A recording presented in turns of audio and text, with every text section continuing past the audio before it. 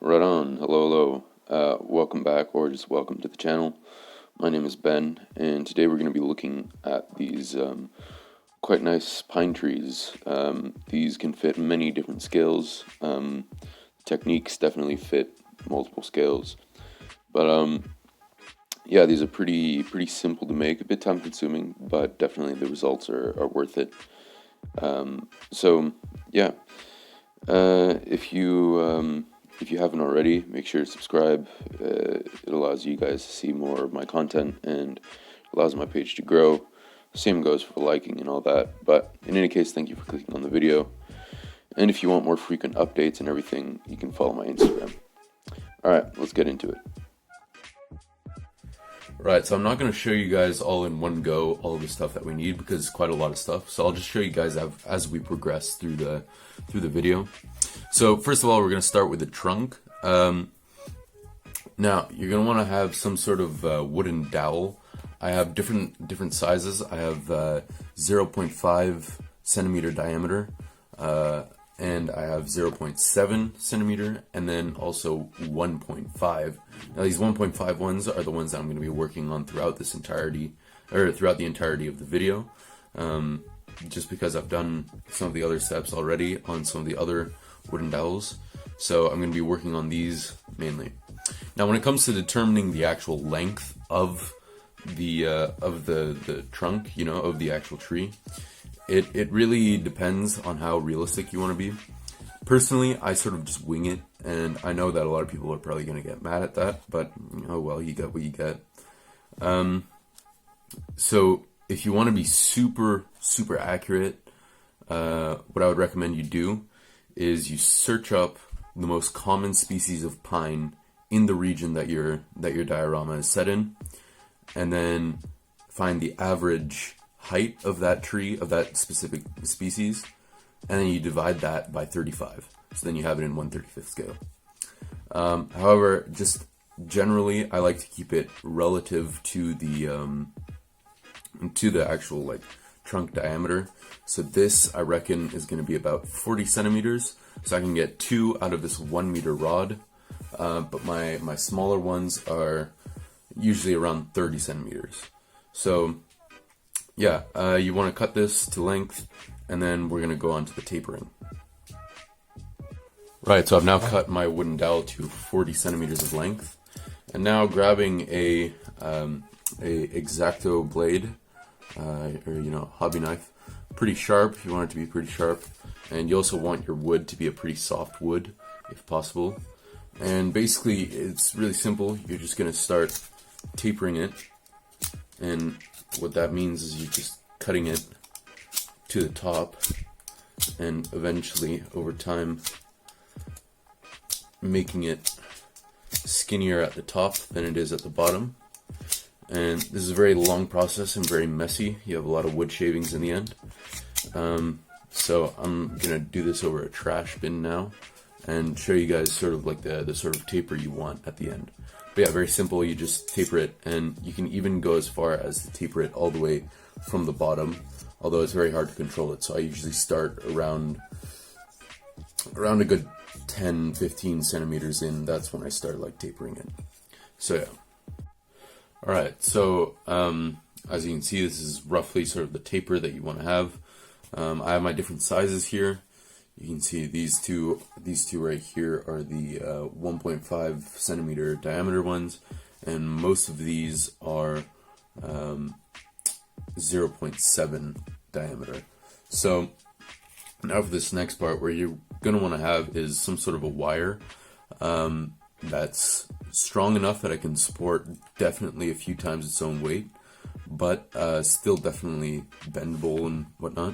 So this is steel wire, and I believe it's 0.6 millimeter diameter. It's pretty good stuff, pretty cheap. And so you're going to want to have some wire cutters as well, and a hot glue gun. So basically, now what we're going to be doing with these are the branches. Now on these smaller trees, I like to keep the branches, like the longest ones, between 6 to 8 centimeters. However, because these ones are obviously much bigger, I'm going to keep them between 8 to 12 centimeters.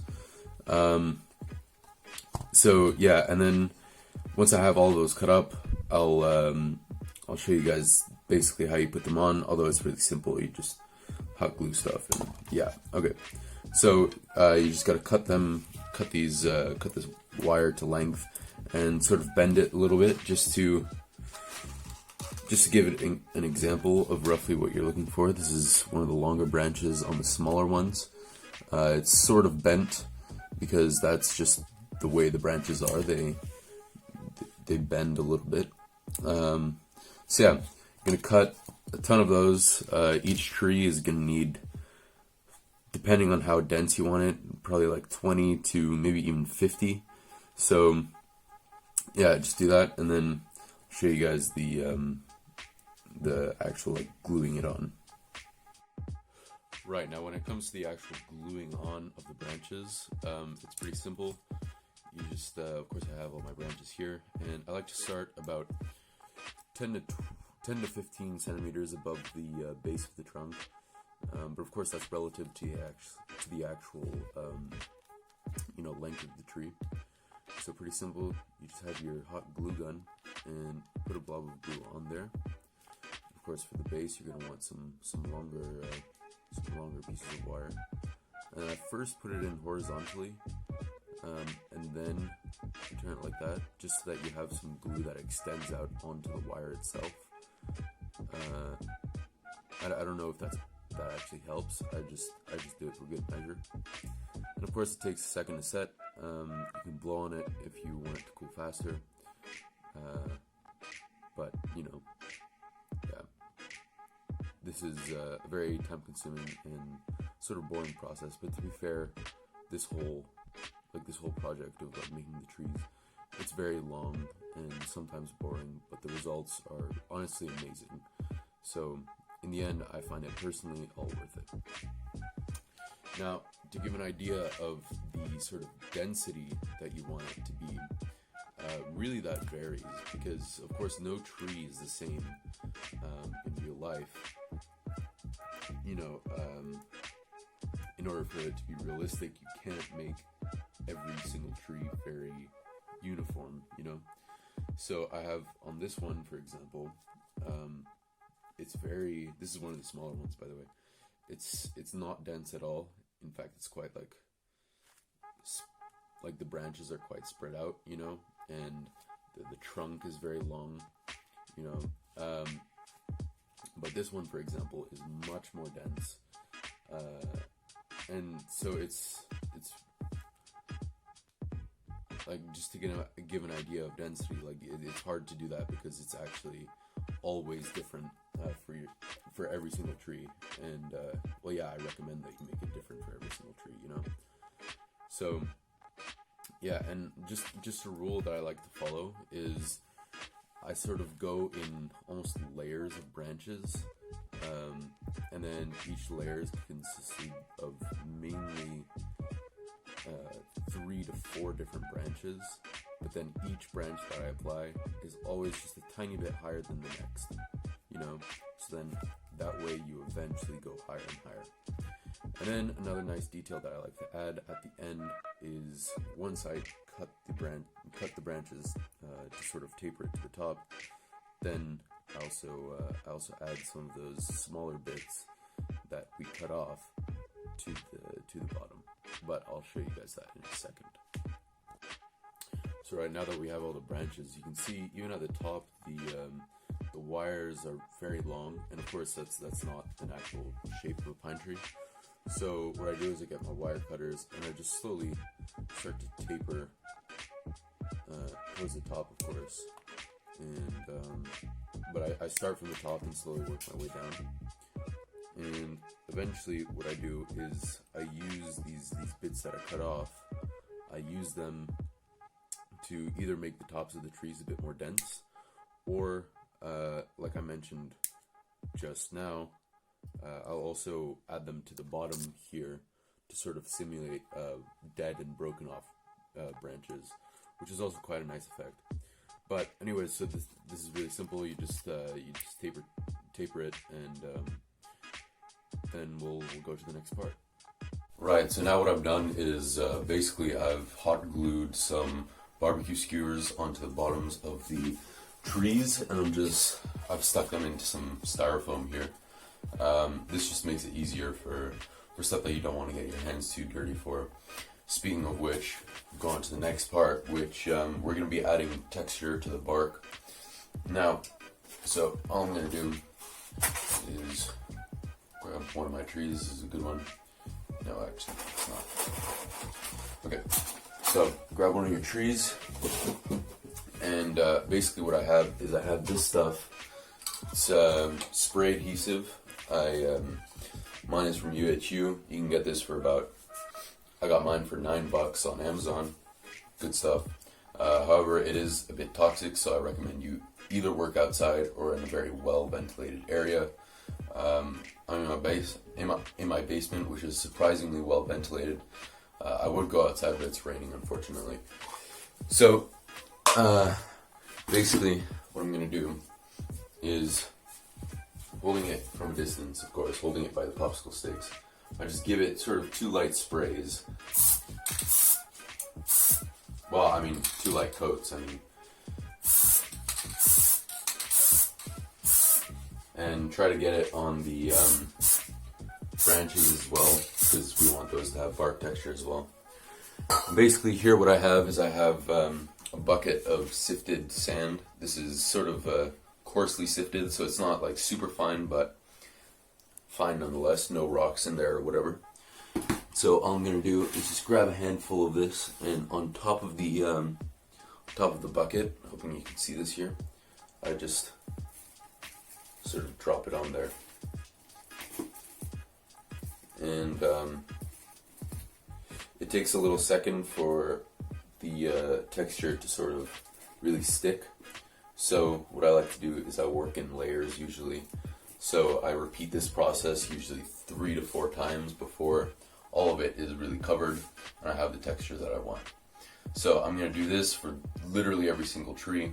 It's going to take a while, but definitely worth it. You got the texture. And then we'll move on to adding smaller branches and then painting it. Okay, so now this is roughly the sort of texture that you're looking for. Obviously it's not as equal in every single spot, but that's fine, as later on we're going to be painting it anyways, so it's all going to be the same color. But now, before we paint it, we're going to add some smaller branches, and it's quite a simple process, just a bit time consuming is all. What we're going to do is get our spray adhesive, and we're just going to spray a little bit, but focusing only on the branches, so try to avoid the trunk. That's best. Although towards the top you can get a little bit on the trunk as it's much thinner anyways. And then once you got that done, you can grab some 12mm grass. It doesn't have to necessarily be beige, I just prefer it beige. This one is my 12mm dry grass from Knock. And all I'm going to do is just grab a pinchful. Obviously you build it up. And holding it upside down, I just add some... okay, well I just dropped a little bit, but basically I'm just going to add it as such. Just tap it on. Doesn't have to be anything too crazy.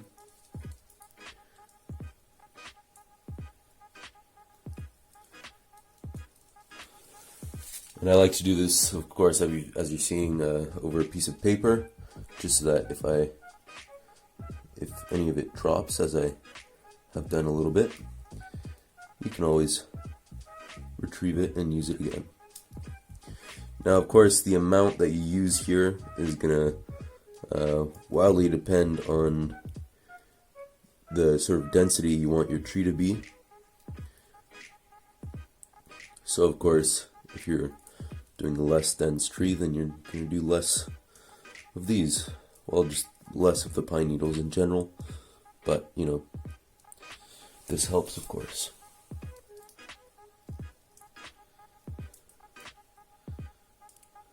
And so now, as you can see, that's pretty good. The only issue now is that a lot of the fibers are sticking up. We don't want that. We want the pine needles in the end to sort of hang a little bit. So just getting a spare piece of the steel wire from earlier, we're just going to tease the fibers to face down. And it doesn't have to be completely perfect. Some can be sticking up a little bit, but you want as many as possible to stick down. So I finished adding branches. This is one of the smaller ones, as you can see here, looking pretty nice. But yeah, for the paint job, I like to keep things pretty simple. So all I'm gonna do is I have a mix of about 50% burnt umber, 10% black, and 40%, sorry, it's in the morning, my math is off, but 40% airbrush thinner, and of course out of the airbrush here. Now the reason why we're using so much thinner is we want to use a pretty low pressure when we're using the airbrush with this, because while the spray glue is pretty strong, you still run the risk of, if it's too high of a pressure, of blowing off some of the texture, or even blowing off some of the grass fibers that we added. So you do want to be careful with that. But so right now I'm working at around 15 psi, and that works quite well. So no real point in showing you guys that. I'm assuming you guys know how to use an airbrush. If not though, let me know in the comments below, and maybe I'll do one day a video on sort of airbrushing basics, even though I'm not that great, you know, might still be useful. But yeah, so I'm gonna paint that and then move on to the final few steps.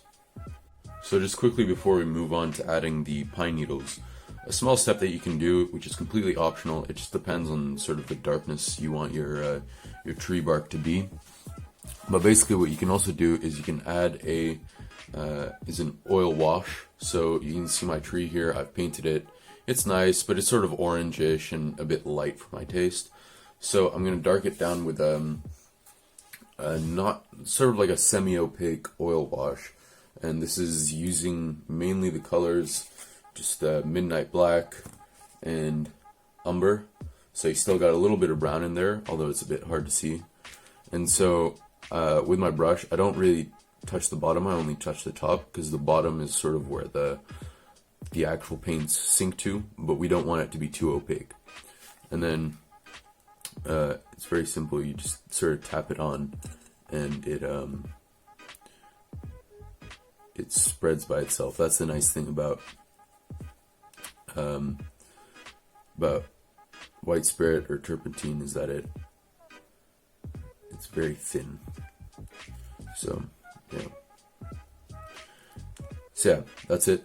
Just a small extra step if you want. But now let's get on to the pine needles. Right, now adding the leaves, or you know, the pine needles, surprisingly simple.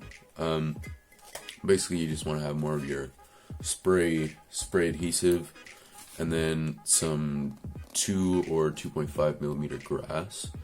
I have this one, Scattergrass, 2.5 millimeters from Knock, and as you can see I have quite a sizable tub as well, 120 grams.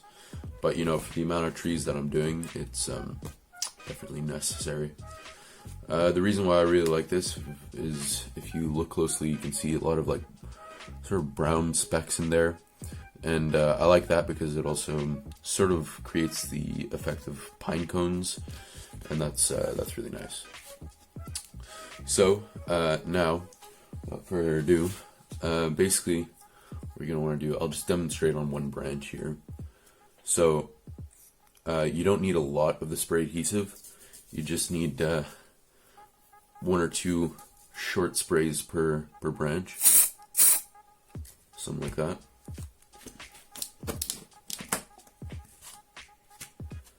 and then you just add your scattergrass, as they call it. And you can tap some of it off and check it out. That's what we have. And now you don't necessarily have to make it this sort of I don't know. You can make it a lot more dense. So basically what you just do is then just add more layers, and eventually it gets a lot more dense. But this is really it. And then towards the tip here, I don't really like to focus too much on the branches, just on the overall tip there, because either way, if you look at how a tree usually is, it usually sort of fills in at the top, you know. So yeah, I'm gonna do this, and then I'll see you guys in a second. Okay, first of all, don't mind the mess with the extra grass here. I'm gonna clean that up later. This is what my tree looks like after about 3 layers of the scattergrass. Although you will notice that there is quite a lot on the trunk stuck there. We don't want that. So pretty simple. I just have a pretty soft bristle brush here, and then I come in here and just brush it away. And it takes a bit of time, but eventually it goes away. And some people use tweezers, but I'm extremely messy, so I have like a lot on the trunk. But it's up to you. So yeah, just do that, and then yeah. Right, ladies and gents. Well, that's actually gonna have to do it for this video. Now, I sincerely hope you enjoyed. And, you know, if you did, and if you learned something new, I'd greatly appreciate it if you subscribed as well, and give it a like, you know, all that. But again, just thank you for clicking on the video. And again, if you wanna get some more good pictures and some more frequent updates, you can follow my Instagram. So yeah, so like I mentioned in the last video, tomorrow I'm actually leaving for vacation to go to the Netherlands, visit family. So the videos might be a little weird, but next week I have something pretty fun planned. I'm hoping it works. It's not a done deal yet, but we'll have to see. So yeah, in any case, stay tuned for that, and I'll see you guys next week. Farewell. Have a nice day.